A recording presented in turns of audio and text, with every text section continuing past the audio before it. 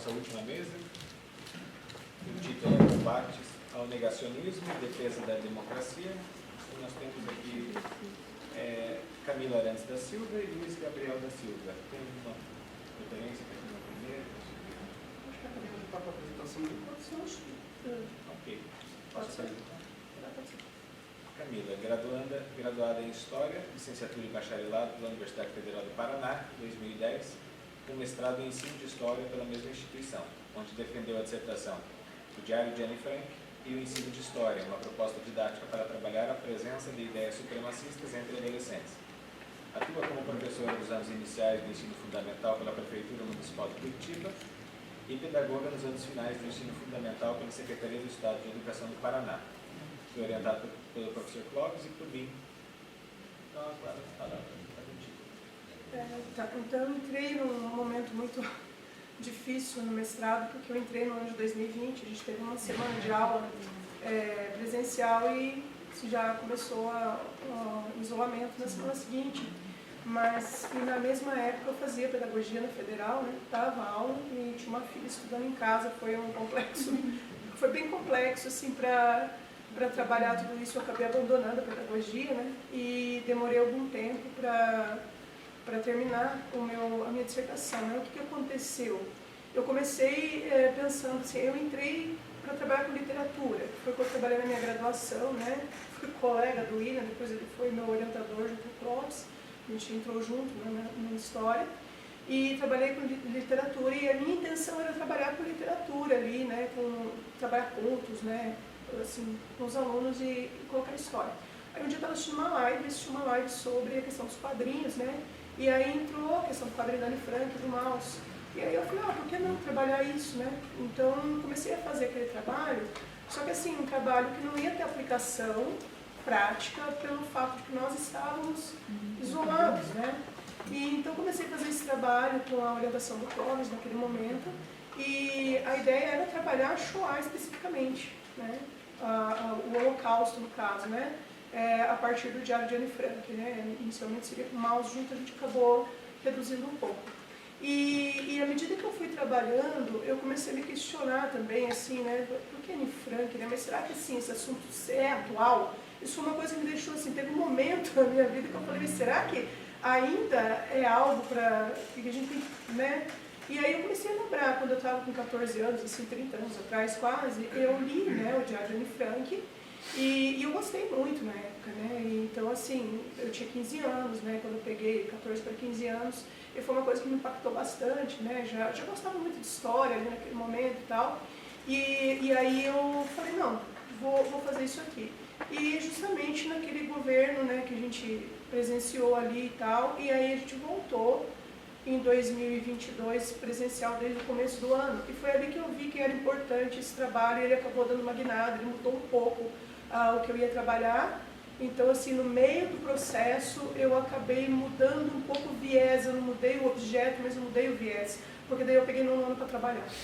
Então foram, né, se inicialmente era assim, vamos trabalhar a Shoah, vou usar aqui o quadrinho como um recurso didático, ele acabou se transformando em uma outra coisa. Por quê? Porque daí quando eu entrei em sala de aula no começo do ano, né, como eu falei, 4 anos eu estava dando aula de história nas escolas estaduais no município de Colombo, né, e eu comecei a ter, assim, um embate com alguns alunos, né, não era embate, você chega assim, eu cheguei no primeiro trimestre, estão trabalhando a primeira guerra, eles queriam trabalhar a segunda, né, e eu falei, não, pessoal, tem que esperar um pouco aqui e tal, só que eles já começaram a trazer algumas situações, né, porque o nazismo é de esquerda, né? Eu tive essa questão assim, do nazismo ser de esquerda, teve a questão de que aquilo não existiu, que o Holocausto, que também eles conhecem, né, não existiu. Então, a partir dessa postura negacionista, tanto posturas negacionistas quanto revisionistas, elas começaram a aparecer, né? E aí foi que eu pensei, então, de repente, em usar isso como recurso didático para trabalhar as ideias supremacistas, né? Porque você começa a perceber que muito daquilo que eles usam como justificativa, coisas que foram usadas como justificativa do século XX. E aí você pensa assim, né? Nós caminhamos como? Porque quando eu comecei a dar aula, gente, em 2007, não era difícil abordar esse tipo de assunto. assim, aparecia uma coisa esquisita ou outra, mas assim, você conseguia trabalhar sem maiores problemas. E aí isso foi indo com o tempo, porque foi ficando assim, um assunto que era cristalizado. Sempre para a ditadura militar foi isso aqui, ó, né? Não podemos deixar acontecer de novo, você vê, teve tortura, teve perseguição. Você chega num momento em que o sujeito chega para mim na sala de aula, ergue a mão e fala, mas a minha família não foi perseguida, né? E aí eu tenho um tio que é policial, né, que é irmão do meu pai, que é formado em geografia, e sempre vinha, né? Eu usava sempre com eles aquela questão de a gente usar a gente mesmo, né? Como exemplo não dá, né? Porque o meu tio, né, que é policial, ele sempre assim, não, o meu pai não foi perseguido, porque o meu pai trabalhava na época da ditadura militar. O meu pai, né? E o meu pai, que é irmão dele, eles são os dois mais velhos, fala assim, a gente sofreu a pior violência que podia sofrer, a gente sofreu de fome. Né? O meu pai fala isso. A gente sofreu de fome, a gente não era ninguém. A gente quase morreu, né? Literalmente quase morreram de fome. Então, assim, são, né, essas posturas. E aí você pegar um adolescente com essa postura dentro da sala de aula, assim, dá um desânimo, né? Porque eles aparecem assim, de forma muito contundente. E assim, eu não fiz essa pesquisa, eu estou falando de uma questão, essa que eu vou falar agora, assim, né, uma percepção que eu tive, que é uma percepção assim, muito empírica, né, que eu vi na sala de aula. Muito reproduzir aquilo que estão vendo no YouTube. Então, até inclusive na forma, né, o jeito que eles falam. Então, por isso que eu até coloco, né, como defesa por parte de alguns alunos de posturas autoritárias e antidemocráticas, usando coisas que eu vi alguns youtubers muito famosos falando. Né? Então, assim, infelizmente, muito famosos. E eles apareciam, sim, com até essa postura combativa mesmo. E, inclusive, debochada. E, em alguns momentos, até pensei, não, mas isso aí é deboche de adolescente. Só que se você deixa o deboche acontecer, você cristaliza que aquilo ali é ok acontecer, que aquele é um assunto que você pode debochar dele. Então, assim, eu acho que questões relacionadas a esses temas sensíveis, a racismo, a LGBTfobia, é uma questão assim que a minha postura hoje, embora hoje eu não esteja em sala de aula, né, como professor de História, dou aula de História Fundamental 1 de manhã, mas junto com as outras disciplinas, eu sou regente no município e como pedagoga à tarde. Mas, assim, eu vejo que tem que ser abordado na hora. Eu sempre falo isso para os meus colegas. Aborda na hora, porque por menor que seja, é uma piada, aborda na hora. Você tem que mostrar que aquilo ali não é algo aceitável. E foi a partir daí que eu falei, eu vou trabalhar então, vou continuar então trabalhando no objeto, não podia também mudar tudo que eu estava fazendo ali, que daí foi no caso do diário, né? Se puder passar, aí tá, eu coloquei a questão porque eu uso o termo Shoah. Quando foi feita a primeira arguição do meu trabalho, ainda lá no início, eu conversei com o Michel, esqueci o nome dele agora, lá do Museu do Holocausto, né? Erd. E ele me indicou esse texto e indicou o uso do termo Shoah no lugar do Holocausto. E aí a gente começa a trabalhar e a gente começa a pegar mesmo assim, né? Eu trabalho muito com o termo Shoah agora mesmo. Por quê? Porque o Holocausto, segundo, né, a Leila Danziger, ele é um termo que está relacionado com uma questão de sacrifício. E em nenhum momento os judeus se ofereceram em sacrifício. Né? Então o Holocausto era isso. Né? Quando você tinha o Holocausto lá na Bíblia, você pegava ali, na Bíblia no Antigo Testamento, a gente fala Bíblia, né, mas o Antigo Testamento, Pentateuco é o judaico, ele é anterior. E você tem ali, né, o sacrifício, o Holocausto que acontecia ali, né, o sacrifício de alguns animais. Então, a Leila Danziger, ela sugere o nome Shoah, porque no caso, né, em hebraico, significa tragédia mesmo, calamidade. Então, assim, é no sentido de tragédia, não no sentido de ser de você colocar essa aura religiosa em cima, né? Então é importante, de repente, até trabalhar o termo. Eu trabalhei com os meus alunos muito certo, né? Assim, no 9º ano, é muito fácil trabalhar essas coisas com eles, né? Até porque, enquanto eu estava no 9º ano, se falava bastante disso, hoje não se fala tanto, assim, pelo menos pela minha experiência, né? E não é muito difícil, né? Eu trabalho no 3º ano de manhã, eu dei 2 aulas falando para eles que era para usar o termo indígena. O primeiro que usou o termo índio na sala, os coleguinhas já falaram, é indígena. Então, assim, eles aprendem rápido, né? Então, é só uma justificativa mesmo do porquê o Shoah. Aí, no caso, eu elaborei essa proposta didática com o objetivo de abordar mesmo a presença de ideia supremacista. Então, fazer de que forma? Pegar a partir do presente. E aí, usar, né, o quadrinho como recurso didático. Depois eu acabei ampliando, que foi até quando foi feita, né, a qualificação, foi uma sugestão de ampliar e colocar o diário também. Então daí eu trabalhei com o diário como fonte e trabalhei com o quadrinho como um recurso didático, inclusive fazendo essa diferenciação dos alunos, né? Por que esse aqui é uma fonte, por que esse aqui é um recurso didático, né? Porque foi lançado em 2017, né? Para passar. E aí no quadro teórico, como é que eu fui trabalhar com isso? A primeira coisa que apareceu para mim foi a Adriana Dias. Então a Adriana Dias faleceu aí no começo do ano, câncer, né? E ela é uma referência, só que ela é uma referência importante de uma forma assim que eu fiquei bastante impactada com a morte dela, né? Porque ela não fazia só um trabalho de estudar, né? Ela trabalhava com questões aí de dados e tal, mas ela também era da sociologia, né? Então ela começou a trabalhar essas ideias supremacistas e ela tinha um trabalho assim que ela conseguiu mapear, enquanto ela estava viva, todos os sites neonazistas que existiam, inclusive ela entrou na Deep Web para fazer isso. E ela foi uma pessoa que ela conseguiu fazer uma associação do nazismo, né, de grupos nazistas, com o ex-presidente, né, Jair Bolsonaro.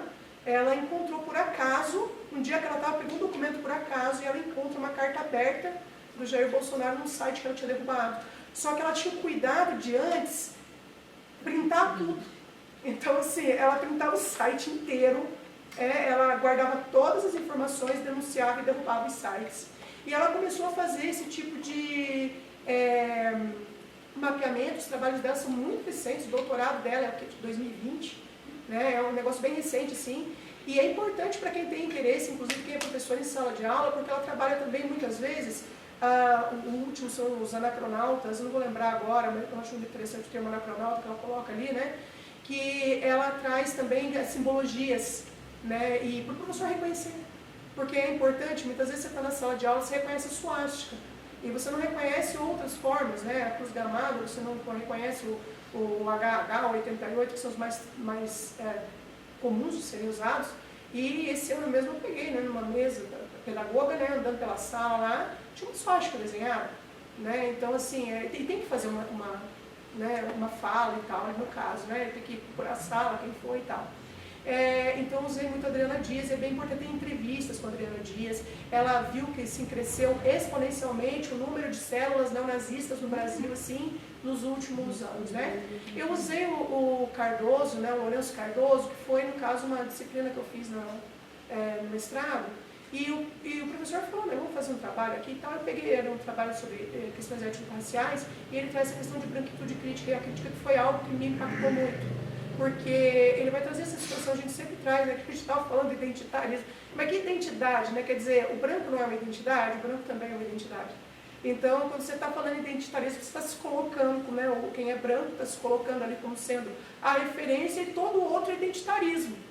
Né? Quer dizer, então, você é o anti-identitário? Não, você também tem uma identidade, e aí ele traz essa situação de você identificar. E aí eu fiz um link do trabalho da Adriana Dias com o Cardoso, porque o Cardoso ele diz, não existe estudo, né, até onde ele tinha ali, de quem é a branquitude.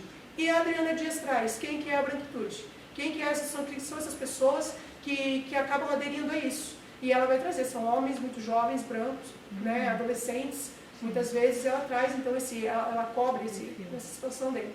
Eu trabalhei bastante o Vilela com o uso dos quadrinhos, né, porque inicialmente estava trabalhando nos quadrinhos, e ele traz essa situação, né, de ilustrar, fornecer ideias, né, eu vou trabalhar com o Diário de Anne Frank, né, como motivação, que aí eu pego o último motivo dele ali, né, eu usei tudo, né, ilustrar, fornecer ideias, né, para trabalhar, o registro do contexto da produção, porque o quadrinho, ele tem mais a ver com o registro da produção dele, que foi em 2017, do que com o Shoah em si, né, e também como motivador para a discussão de alguns temas. No caso ali, o tema foi trabalhar mesmo a questão aí desse autoritarismo, desse negacionismo, né.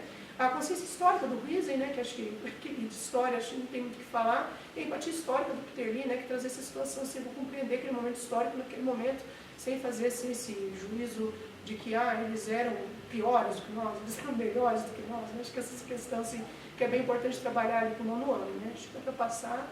Aí eu coloquei, foi no 2º capítulo que eu falei um pouquinho sobre os quadrinhos, mas esse aí era para ter tirado, tá? Pode passar.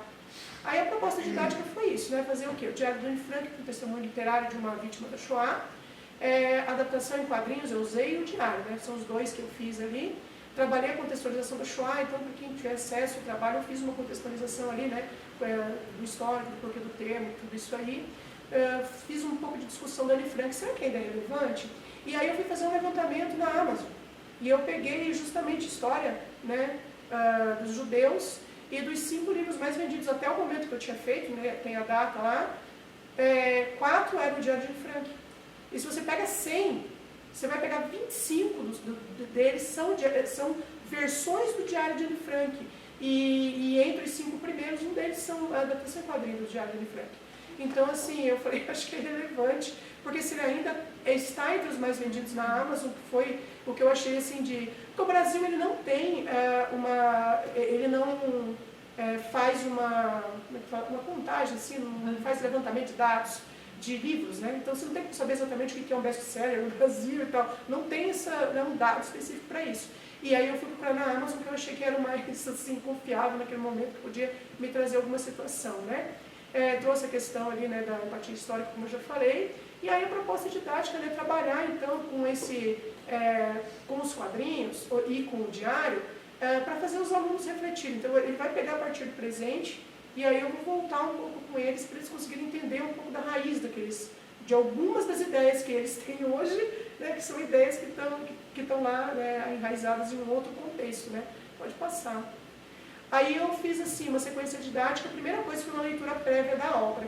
Tem uma situação interessante que é assim, né? Eu fiquei muito preocupada, assim, como é que eu vou fazer para esses alunos lerem, né? Porque assim, eu trabalho em escola pública, né? E aí tem escolas, né? Daí eu falei assim, eu marquei, né, uma reunião com a pedagoga outra semana e falei, vamos ver se dá para, eu tenho posso disponibilizar, né? E se de repente não é o caso da escola adquirir alguns, né? Porque ainda era primeiro trimestre, eu já estava preparando isso, né? E daí eles vão, sei lá, eu faço, você tem 3 dias para ler, sei lá, né? Pensei numa coisa assim, falei, vou conversar depois, também dá para reproduzir a obra, acho que 25% da obra, como é um diário, você consegue tirar partes específicas, no caso do diário de Anne Frank, você consegue tirar partes específicas, sem você comprometer o que você quer, a utilização que você quer dar. E eu falei para os alunos, né? Eu falei, eu vou ver, né? Então semana que vem eu vou dar a resposta para vocês de como que a gente vai fazer. No outro dia, não sei como, uma aluna conseguiu o PDF do quadrinho inteiro e passou para todo mundo. Então o problema ficou sanado. Aí eu nem fiz a reunião, porque daí eles tinham um grupo de WhatsApp, passou para outro colega, passou. Então assim, as turmas todas estavam com os quadrinhos ali, todas no celular, todos eles tinham, e eles acabaram utilizando ali mesmo, né? Eles leram ali, então quando chegou no segundo trimestre para trabalhar, eles tinham lido, né? Quem tinha que ler, leu. É claro que teve gente que não leu, mas no caso quem tinha que ler fez a leitura, né? Aí, então assim, para iniciar isso, né, a minha ideia era ler isso, mas antes de trabalhar com eles, eu fiz um levantamento prévio também. Essa questão de você fazer esse monte de ideias, né, deles trazerem isso, o que é? Você sabe o que é, né, uma ideia superior? Você sabe o que é a Shoah, o Holocausto, no caso, que é o termo que eles conhecem? Você já ouviu falar da Anne Frank? O que é racismo? O que é antissemitismo, né? Toda aquela questão, assim, sabia muito pouco, né? Muito pouco mesmo, assim, muita ideia preconceituosa, saiu uma coisa ou outra, que algum aluno tinha uma ideia, assim, né? E eu estou falando de 4 anos, tá? Era 1 em uma escola e 3 em outra escola que eu tinha, e foi bem, né, assim, difícil de trazer essas ideias. Aí, depois que eles leram, teve esse compartilhamento das impressões, assim, gente, para fazer um trabalho desse, tem que dedicar umas 2 semanas. O nono ano tinha 4 aulas até 2012, ele passa a ter 2 aulas, né, esse ano. Então, assim, o professor, é uma escolha que o professor faz. Então, assim, ele vai ter que abdicar de alguma coisa para trabalhar isso aqui, caso seja, né, ele tenha esse interesse em trabalhar isso aqui, né. Então, compartilhar mesmo as ideias, porque é forte, gente. Assim, eu trabalhando isso aí, eu acabei encontrando um livro também, esse livro é em inglês, eu não consegui achar em português, com pessoas que conviveram com a Anne Frank depois do cativeiro dela, assim, né? Que são pessoas que encontraram nos campos de concentração, ela passou pelo menos por 3, né? Em que ela passou, e então chegavam momentos assim que eu geralmente faço sozinha em casa para fazer o trabalho. Eu fui diagnosticada com autismo e TDAH assim, 2 anos atrás, no meio do processo todo, então fazendo tratamento com Ritalina, então eu tinha que expulsar minha filha, que está aqui, meu marido de casa, e ficar só trabalhando com aquilo ali. Tinha momento que eu chorava, eu tinha que parar, pôr vídeo de gatinho e respirar um pouco e voltar. Então, assim, foi desse jeito que eu fiz, assim, porque era muito desgastante, né? Isso, e os alunos trouxeram isso. E, assim, o que aconteceu nas minhas aulas, né? Então, isso é uma questão também muito... Foram as meninas e os meninos LGBT que leram, de uma forma geral.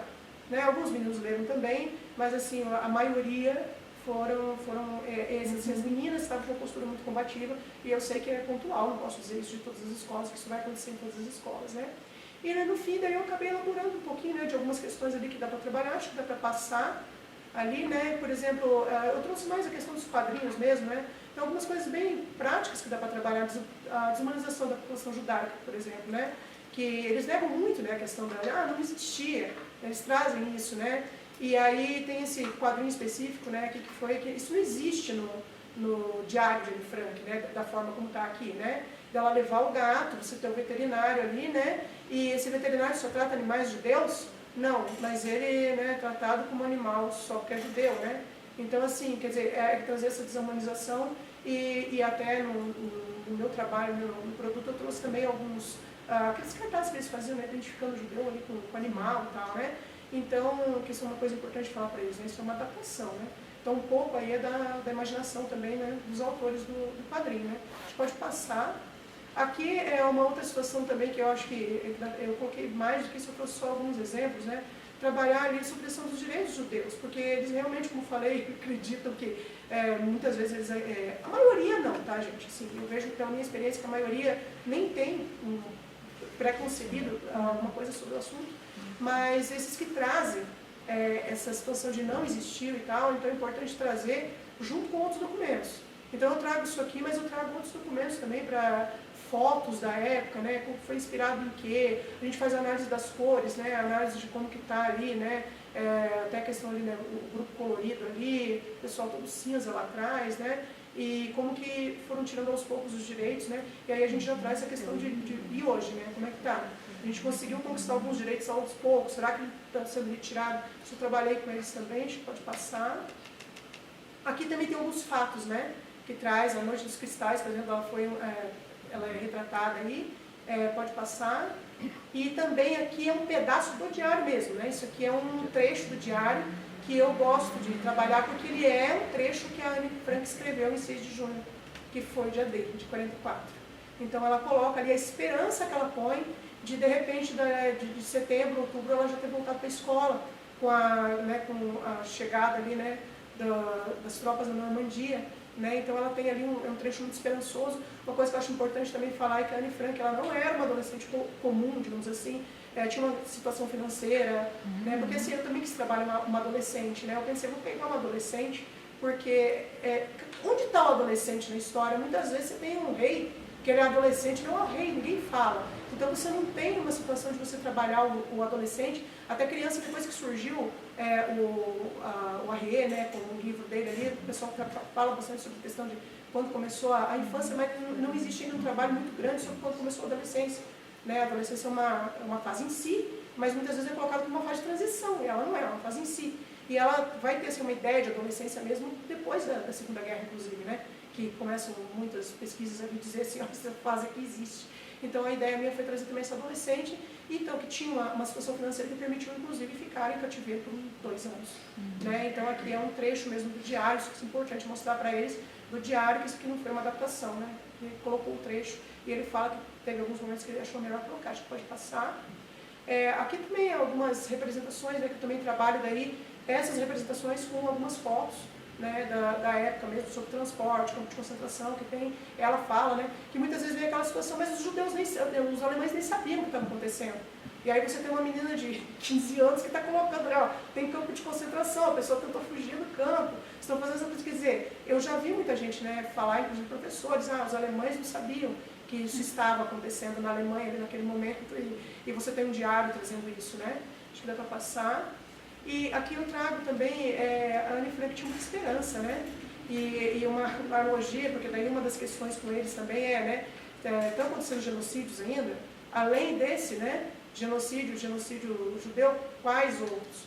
Você tem um genocídio indígena no Brasil, você tem um genocídio do povo negro, você tem um genocídio palestino acontecendo. Então, assim, será que está acontecendo? Essa é uma das propostas também, era eles pesquisarem, está acontecendo algum agora, nesse momento, por que ele é um genocídio? E eu trago aqui a Anne Frank, uma representação dela, né? Porque a Anne Frank, em algum momento, ela chega e fala, eu quero ser escritora quando eu crescer. E assim, quando eu for adulta, né? Ela fala muito sobre o papel de mulher dela, né? O papel da mulher na sociedade, isso é bem interessante. Para quem leu há muito tempo, assim, eu recomendaria até uma leitura, né, com os nossos olhos hoje, assim, porque é impressionante. Eu fiquei muito impactada de ler pela segunda vez, assim, o diário, sabe? Inclusive com as coisas, né, o pai dela tira muita coisa do diário, né, que ele é um sobrevivente, que ela problemas com a mãe, e questão de sexualidade, gente. Porque, assim, tem notícias, vocês vão achar recentes, de escolas que os pais fizeram abaixo-assinado para os alunos não lerem, porque ela fala vagina, né, ela escreve vagina, pênis, assim, então, assim, porque tem um termo, né, e ela teve, né, é interessante que ela tem um namoro, né, ela namora ali dentro, né, do anexo e tal, ela viveu ainda, assim, uma parte da adolescência por um acaso, que tinha um rapaz da idade dela, isso pegou muitos alunos, eles adoraram, assim, eles não tinham ideia, né, a Anne Frank, então, não foi aquela, né, aquela pessoa, ela foi uma adolescente que, parte que ela está deprimida, muito deprimida, tomando remédio, né, então, assim, eles gostaram bastante nesse sentido, conseguiram fazer essa associação, foi bem bacana, acho que dá para passar. Aí eu só trouxe essa, né, acho que é a última, assim, então qual foi a ideia, né? Para trabalhar essa questão desse negacionismo, primeiro, envolver eles na história, e depois, né, trazer para eles, assim, essa discussão histórica mesmo, do quanto muitas posturas que eles têm, assim, nós poderíamos até dizer que poderiam ser anacrônicas, né? Mas em relação ao que a gente tem visto, assim, né, de todo esse negacionismo, trazer, de repente, a fonte, né, o diário. Ah, mas o diário tem coisa escrita com caneta esferográfica, não existia na época da Anne Frank, né? E, assim, trazer para eles também, já foi periciado. Existem mesmo, foi o pai dela que fez, né, algumas anotações ali, existem 4 versões do diário, também isso é importante, né? Porque a Anne Frank queria, né, publicar em um momento, ela coloca, né, no momento nós ouvimos, eles vão pegar o diário, eu quero fazer o meu diário. Ela edita o diário dela, algumas vezes, né, da forma como ela queria que fosse colocado ali, que fosse publicado, né? Então eu acho importante trazer isso, né? Uma pessoa que quis trazer isso, é uma adolescente, um pouco diferente das outras, claro, é uma adolescente extraordinária, né? Ela pode estudar ainda ali dentro do anexo e tal, e aí fazer trazer para os alunos isso, né? Então, assim, em que momento isso aqui não é real? Né? Por que você está negando que isso aqui aconteceu? E aí trazendo esse diálogo, assim, antecipando o diálogo é melhor, porque, para finalizar, assim, eu tinha 3 turmas numa escola que eram muito tranquilas e uma turma numa outra escola que tinha um aluno que era terrível. E ele já chegava assim, ó, por que foi um golpe militar? Não foi golpe. Eu falei assim, não, mas veja o que é um golpe. Aí eu já me adiantava. Aí eu trazia a definição do que era um golpe, e aí eu falava, ó, como é que aconteceu aqui, né, a saída, agora por que não foi golpe? Aí eu não sabia responder. Então, assim, a questão também, né, da Shoah, quando eu trabalhei com eles, foi mais ou menos assim, era o mesmo aluno, no final do ano eu parou de frequentar as minhas aulas. Mas, assim, aconteceu, infelizmente, mas serviu para os outros alunos, assim, verem que existe um embasamento no que a gente está trabalhando e que o negacionismo, né, ele não é aceitável. Ele precisa, né, pesquisa, né, é isso que eu vim trazer bastante, porque também tem algumas propostas de pesquisa dentro da proposta que eu coloquei ali. Acho que eu falei demais, acho que é isso.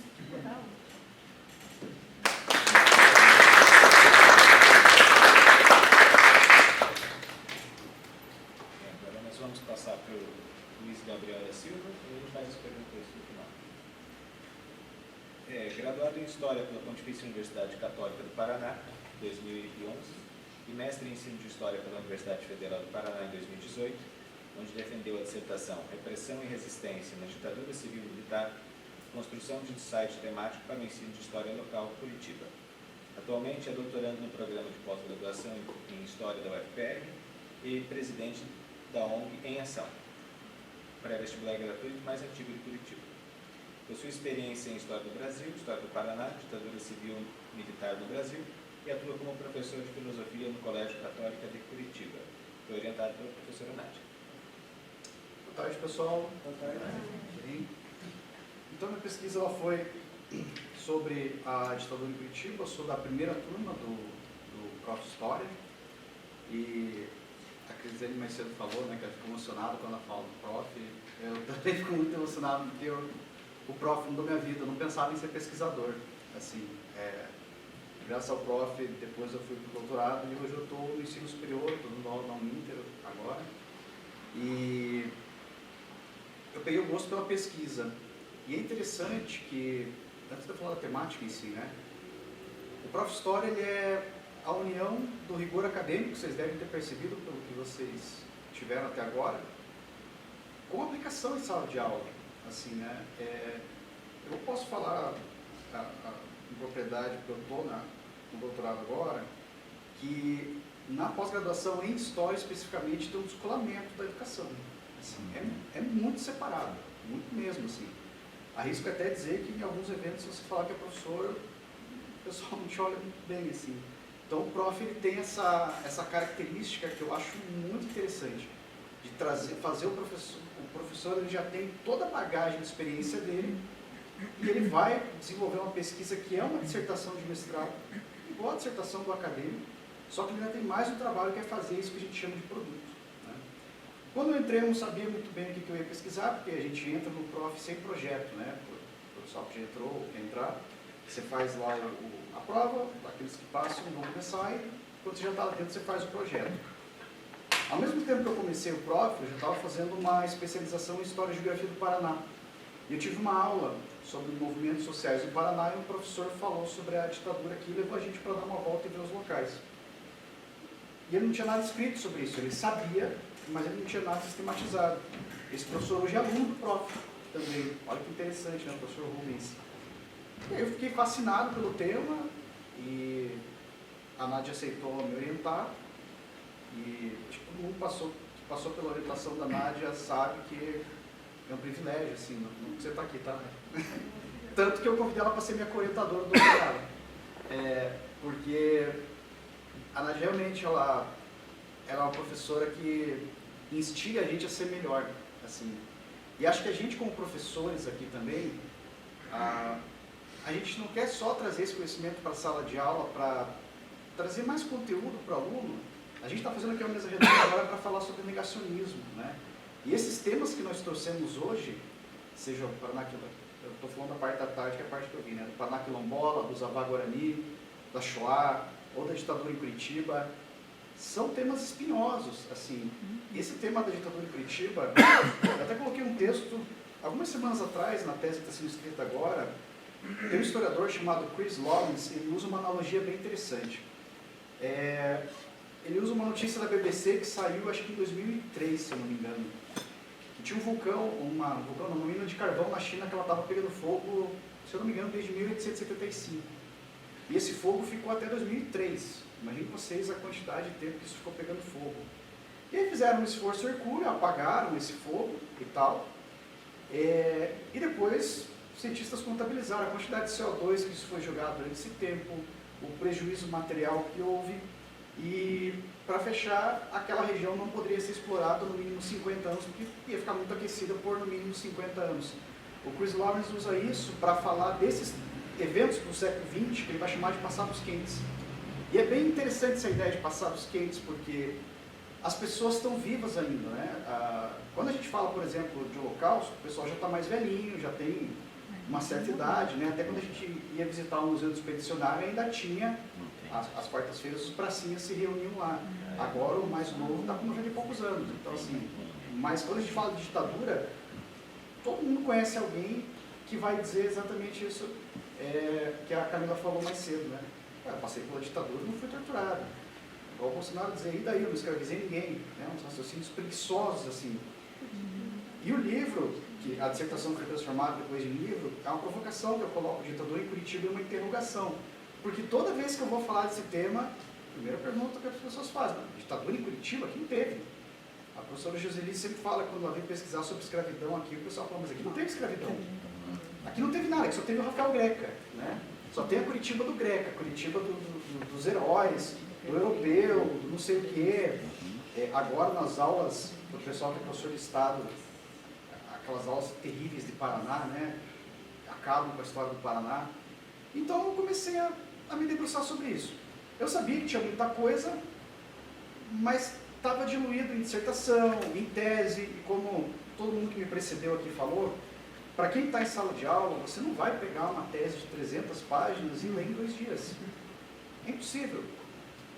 Para piorar, tem muito pesquisador que tem orgulho de escrever uma coisa que ninguém entende. Eu não consigo conceber isso, gente. Eu acho ofensivo. Assim, a escrita tem que ser para todo mundo. Você tem que ter o rigor acadêmico, lógico, mas pelo amor de Deus, isso aqui tem que sair daqui. Não faz sentido eu gastar 4 anos da minha vida, 2 anos da minha vida, né? E aí, o prof tem esse mérito, como eu já falei. Então, eu comecei a pesquisar algumas fontes. A Nádia já de cara me indicou muita bibliografia. E aí a gente foi indo atrás. E aí eu descobri um projeto que eu recomendo para todo mundo. Ele chama Depoimentos para a História. Está no YouTube. O Narciso Pires, ele era da Comissão da Anistia ali nos anos 70, ele foi preso político e tal. E no desdobramento das Comissões da Verdade, ele desenvolveu, em parceria com o governo federal, esse projeto, Depoimentos para a História. O nome já é muito interessante, né? Ele sabia que isso ia ficar para a história. Ele gravou mais de 170 vídeos de pessoas que lutaram contra a ditadura aqui no Paraná, está no YouTube. Cara, tem vídeos de 3 horas. O vídeo do Narciso é um vídeo de 4 horas, ele teve que dividir em 2 partes. Assim, é uma coisa riquíssima. Está pronto, é só a gente pegar e analisar. Claro, não é a única documentação, né? Mas esse foi o começo, ali. E ali eu descobri umas coisas fantásticas. Aliás, esse ano vai sair um filme, entre esse ano e o ano que vem, chama Entre Linhas, tudo junto, Entre Linhas. A gente viu a exibição dele na semana passada, em primeira mão, aqui no Teatro da Reitoria. Eu já vou falar com mais detalhes sobre esse filme, mas ele é sobre uma pessoa aqui de Curitiba que foi torturada na ditadura aos 18 anos. Detalhe, por engano. Engano, assim, você não tortura ninguém, nem por engano, nem sem engano, né? Mas uma pessoa que não tinha nada a ver. A irmã dela estava presa no AU, e eles acharam que ela ali fora estava fazendo uma conspiração com os movimentos de guerrilha. Ela era 18 anos, ela não tinha ideia disso. E aí, ela foi presa barbaramente durante 2 dias, e esse filme é fortíssimo, gente. A hora que saiu, eu recomendo para todo mundo, assim. É um filme que eu passaria até em sala de aula, para tratar a questão do negacionismo. Vai dar polêmica? Vai mexer com esse tema, vai dar polêmica, né? Sim. Acho que a Camila falou uma coisa que é muito interessante. Há uns anos atrás, comecei a dar aula em 2010, exatamente, você falava de Shoah ou Holocausto, não tinha polêmica nenhuma. Eu não conhecia ninguém que defendia o nazismo naquela época, não conhecia. Se alguém defendia a ditadura, guardava para si, e eu comecei a escrever em 2016. Em 2016, os inimigos do Brasil eram o Aécio e o Temer. Né? E eu achava que a gente estava no fundo do poço. Cara, não dá pra ficar pior. Aécio Neves, gente, por causa do Aécio eu deletei minhas redes sociais em 2014. Eu falei, não, o Brasil tá perdido. Aécio, gente, você tá louco. O que tem de pior que isso? Bom, aqui a gente aprende que o fundo do poço não é o fundo, né? Enfim. Aí vai ter o Paulo Marçal em 2026, aguarda. E aí, começamos a pesquisar e tal. E junto a isso, o próprio Narciso começou a me indicar umas fontes, assim. O Narciso, ele é um arquivo vivo. Se eu chamar ele aqui para dar palestra, ele fala a tarde inteira. Ele adora falar sobre isso. E ele é fantástico. E aí comecei a juntar as pecinhas. Tem um livro do Milton Ivan Heller, que chama Repressão no Paraná. O Milton Ivan Heller, um jornalista que também já tinha juntado alguns depoimentos no livro dele. E a partir daí, comecei a pesquisa. Na pesquisa, eu pego 3 principais eixos. Eu falo de repressão e resistência, né? Então, eu falo sobre o Partido Comunista Brasileiro, eu falo sobre o movimento estudantil e eu falo sobre os trabalhadores, sobretudo sindicalizados. E começa, então, essa escrita e tranquilo nunca vai ser, né? Para todo mundo que trabalha, estuda, tranquilo é uma palavra que não existe. Mas rolou, eu defendi ali nos 2 anos, e a dúvida era o que eu ia criar. E eu pensei num site porque se eu fizesse material impresso, ele não ia alcançar tanta gente, e uma vez que estava escrito, eu não teria mais como modificar. O site, até hoje as pesquisas que eu faço para o doutorado, eu vou jogando ali. Tem muita coisa que está retida porque eu preciso defender a tese primeiro, porque não tem como você jogar uma coisa que ainda não está, né? Mas tem muita coisa ali. Inclusive, tem coisa da Cris Lane no site, mais gente, porque à medida que eu vou sabendo que pessoas estão escrevendo sobre a ditadura, eu peço para elas me escreverem e eu vou colocando tanto contato dessas pessoas ali, quanto um breve artigo, só para quem se interessar na pesquisa. Porque a ideia é compartilhar mesmo, né? Então tem ali 2 trabalhos do José de Abreu, tem a da Cris Lane, tem da Gabriela, que terminou o mestrado agora, e à medida que o pessoal vai trazendo, eu vou colocando ali. E eu fiquei pensando nos nomes muito difíceis para o site, assim, eu lembro que numa reunião de orientação, não sei se a Nádia vai lembrar disso, a Nádia falou, por que você não faz ditadura em Curitiba? Eu fiquei, poxa, nunca tinha pensado nisso, né? Eu pensei, o que adianta, né? Memórias da subjetividade, ninguém vai procurar isso, né? Agora, se o cara jogar no Google ditadura em Curitiba, aparece ali, né? E isso foi muito bom, porque, veja, assim como a gente já falou várias vezes, né? A dissertação é legal, a tese é legal, mas quantas pessoas isso está atingindo? Eu arrisco dizer assim que 90% das pessoas que me procuram é pelo site. Aí algumas acham um livro no site e daí compram um livro. Mas o primeiro contato é com o site. E aí, eu não estou em educação básica agora, eu saí em setembro, né, para ir para a universidade lá, mas eu tenho feito muita aula de campo com o pessoal da prefeitura, as escolas têm me procurado e a gente tem feito essas aulas de campo, e com escolas particulares de colegas que perguntam, você quer fazer o roteiro com a gente? Vamos fazer. E para quem não mora em Curitiba, pelo site você consegue ver ali os locais de repressão, os locais de resistência.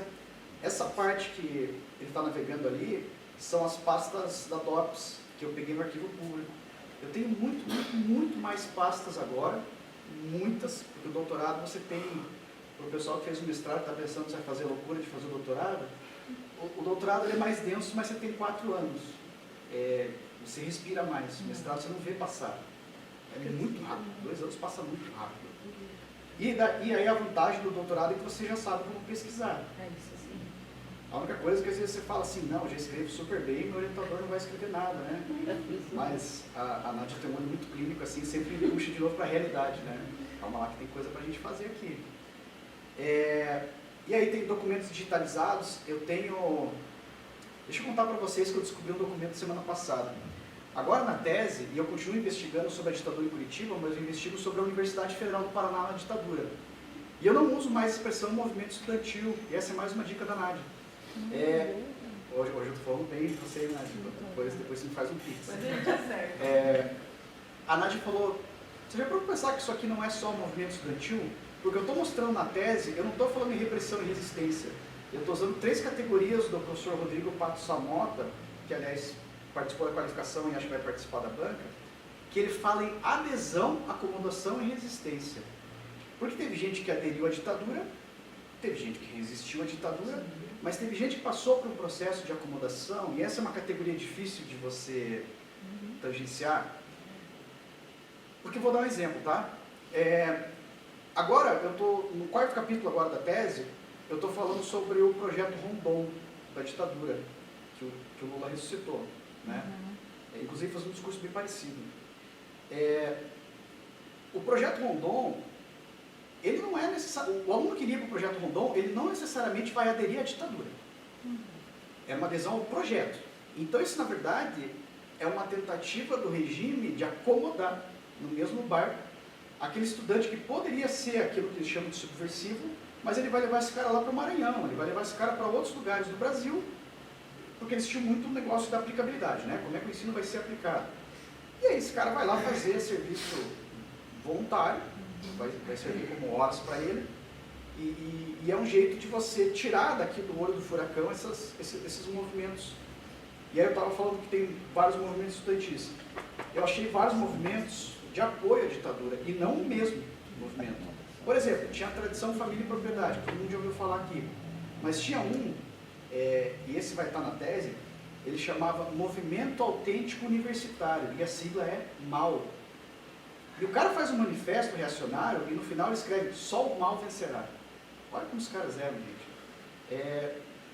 E aí eu fui atrás de quem são essas pessoas que assinam o manifesto, pessoas grandes, assim, não sei, se eu for transformar em livro, talvez seria de bom tom suprimir esses nomes para, né, não me complicar.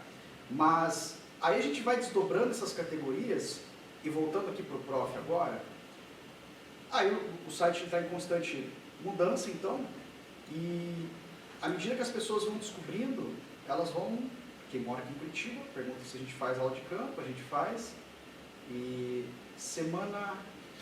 faz 3 semanas, eu estava dando essa aula de campo para os alunos da prefeitura, eu não vou me lembrar o nome da escola agora, e a gente estava vendo shopping em Curitiba, eu estava falando, parou um carro, e o cara ficou parado no sinal escutando eu falando. Ele falou assim, há um cacete na cabeça desse cara.